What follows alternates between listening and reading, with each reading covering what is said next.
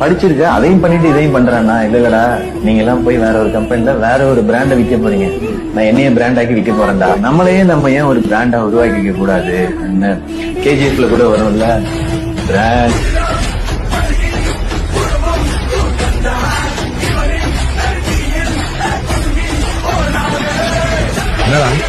ஃப்ரெண்ட்ஸா?